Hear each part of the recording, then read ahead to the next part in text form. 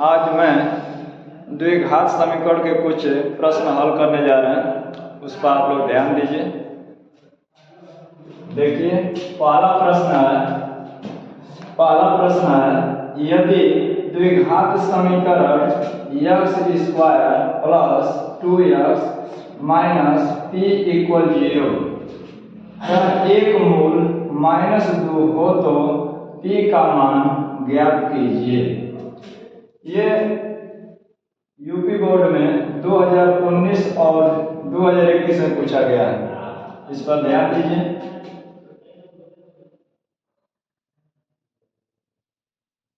देखिए यहाँ पर दिया है x² plus 2x minus p equal 0 का एक मूल -2 है। यहाँ लिख देंगे चूंकि x² plus 2x minus p equal 0 का एक मूल -2 है। जब x² plus 2x minus p equal 0 का एक मूल -2 है तो इसको संतुष्ट करेगा। संतुष्ट करने का मतलब ये होगा कि जहाँ पर x है वहां पर हम -2 रख देंगे, तो लिख देंगे अतः जहाँ x है वहां पर हम रखेंगे -2 रखेंगे। यहाँ पर स्क्वायर लगाया तो इस पर हम स्क्वायर लगा देंगे, फिर लिखेंगे प्लस 2 जहाँ x है वहां पर फिर रखेंगे -2 और माइनस p बराबर 0। ये ध्यान दीजिए जब इसका मूल है तो जो मूल होता है वो x को संतुष्ट कराएंगे, मतलब जहाँ x है तहाँ पर हम -2 रख देंगे। अब उसके बाद इसको हल करिए। -2 का जब हम स्क्वायर करेंगे तो माइनस माइनस प्लस हो जाएगा और 2 का स्क्वायर करेंगे तो 2 दूनी के 4 हो जाएगा।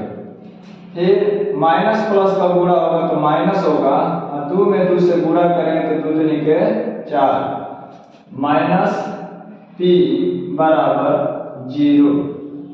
अब ध्यान दीजिए यहाँ पर +4 है और यहाँ पर -4 है, तो ये प्लस माइनस होकर कट जाएगा। ये काटने का मतलब भाग नहीं दिया गया है, ये घटाया गया है। घटाने पर शून्य होता है, इसीलिए इसको काट करके हटा देते हैं। अब उसके बाद -p बराबर 0 हो जाएगा। तो p बराबर जब करेंगे इस माइनस को इधर लाएंगे तो ये माइनस से हम 0 में गुणा करें चाहे भाग करेंगे प्लस में हो जाता है, +0 सिर्फ लिख देते हैं। 0 में प्लस माइनस नहीं लिखाते हैं, बस 0 लिख देते हैं। आपके यही आंसर हो गया, यही आपका आंसर हो गया। प्रश्न नंबर 2 देखिए, ये भी इंपॉर्टेंट प्रश्न है। देखिए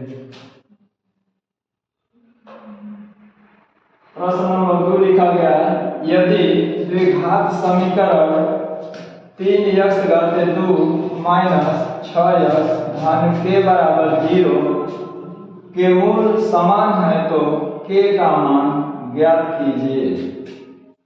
देखिए यहाँ प्रश्न दिया है 3x² माइनस 6x धन k बराबर 0। तो इसको हम पहले तुलना करते हैं। तुलना किससे करते हैं, ध्यान दीजिए। तुलना करते हैं हम ax² plus bx plus c equal 0 से। तो यहाँ पर लिखना चाहे तो आप लिख सकते हैं दिए गए समीकरण की ax² plus bx plus c equal 0 से तुलना करने पर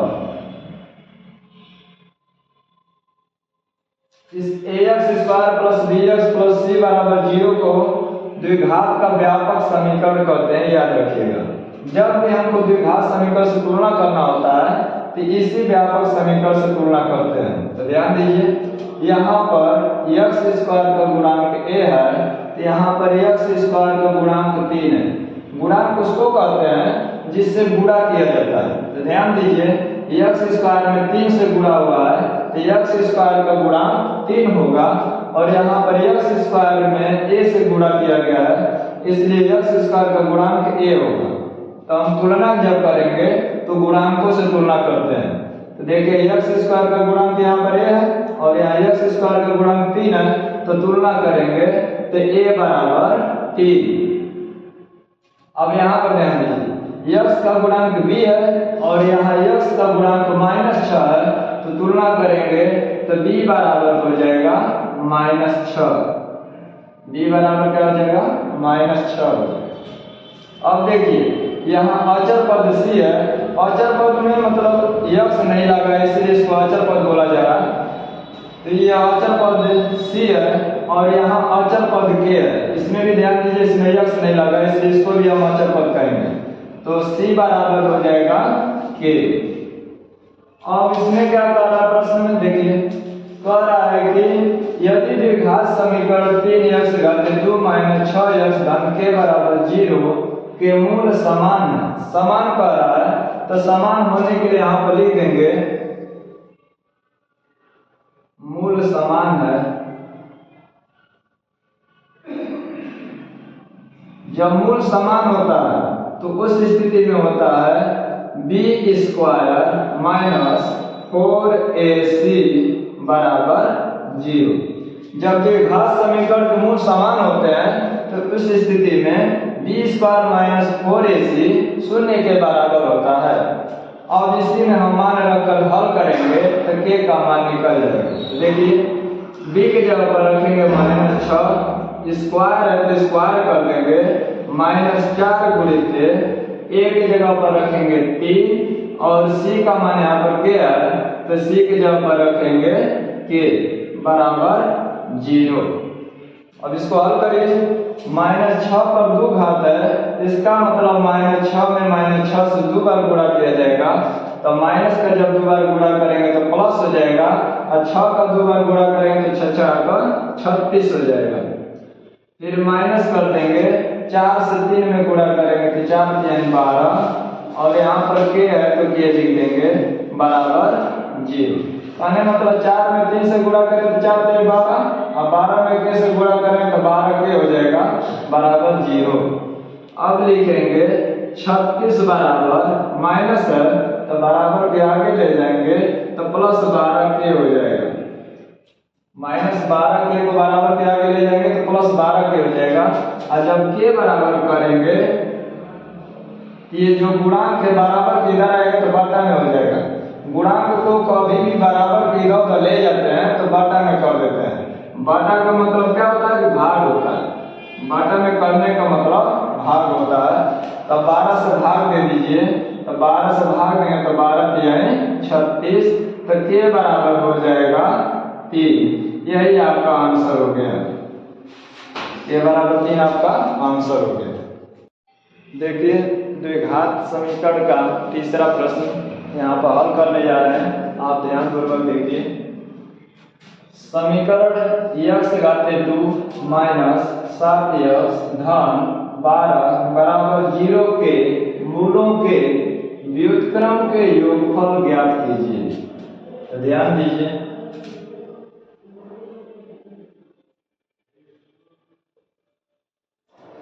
प्रश्न दिया है x square minus 7x plus 12 equal 0। ध्यान दीजिएगा, पहले तो हम मूलों का योगफल निकालेंगे। यहाँ लिखेंगे मूलों का योगफल।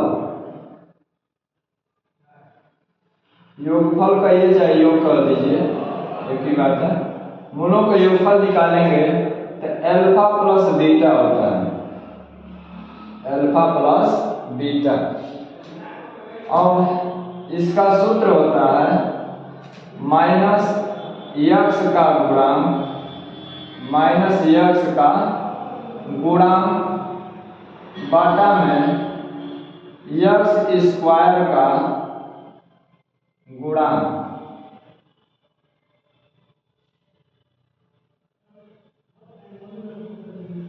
इसी को कह सकते हैं -b/a।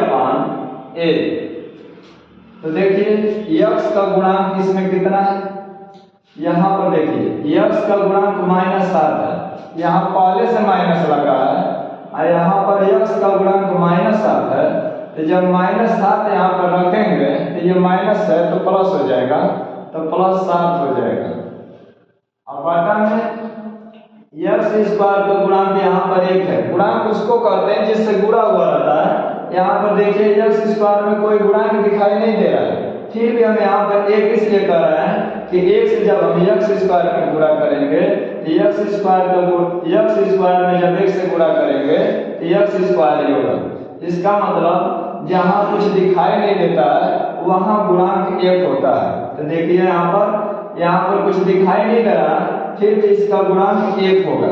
तो x स्क्वायर का गुणांक यहाँ पर क्या लिखेंगे, 1 लिखेंगे। अच्छा, जब 1 लिखेंगे तो 1 से 7 में भाग देंगे तो 7 ही लिखा जाएगा। 7 में 1 से भाग देंगे तो 7 ही लिखेंगे।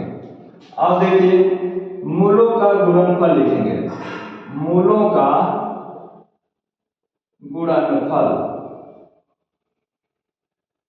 मूलों का गुणनफल। तो मूलों का गुणनफल अल्फा इंटू बीटा को कहते हैं। अल्फा इंटू बीटा ये मूलों का गुणनफल है। तो देखिए मूलों का गुणनफल का सूत्र होता है औचर पद बाटा में x स्क्वायर का गुणांक। तो यहाँ पर हम पहले लिख देंगे औचर पद बाटा में x स्क्वायर का गुणांक।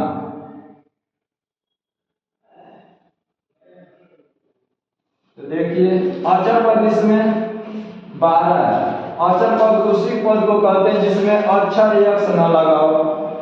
यहाँ पर देख रहे हैं कि x के रूप में है, लेकिन यहाँ x नहीं ना है। तो जब इसमें x नहीं लगा है इसका मतलब ये औचर पद हो गया। औचर पद है 12, तो 12 यहाँ लिख दीजिए।